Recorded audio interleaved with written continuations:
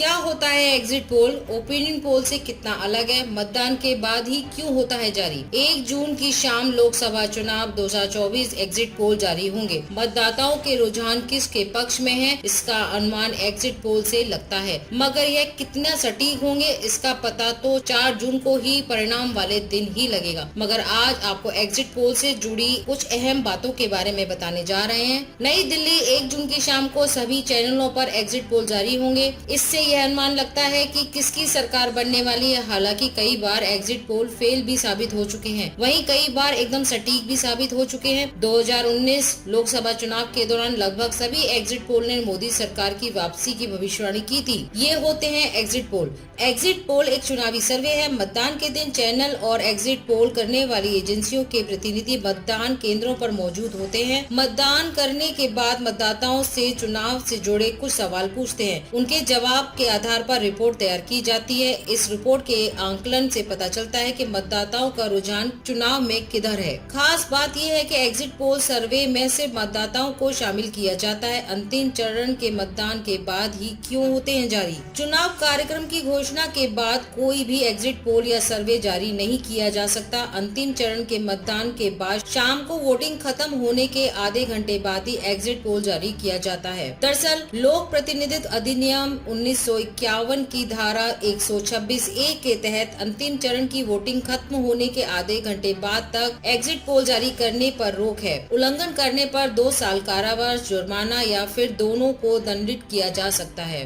कब बनी थी गाइडलाइंस? भारत निर्वाचन आयोग ने पहली बार 1998 में एग्जिट पोल की गाइडलाइंस जारी की थी। 2010 में 6 राष्ट्रीय और 18 क्षेत्रीय दलों के समर्थन के बाद धारा 126A के तहत मतदान के दौरान सिर्फ एग्जिट पोल जारी करने पर रोक लगाई गई थी। हालांकि चुनाव आयोग चाहता है कि ओपिनियन और एग्जिट पोल दोनों पर रोक लगे। बता दें, ओपिनियन और एग्जिट पोल जारी करते वक्त सर्वे एजेंसी का नाम, कितने मतदाताओं की ओर से क्या सवाल पूछे गए, यह बताने का भी निर्देश है।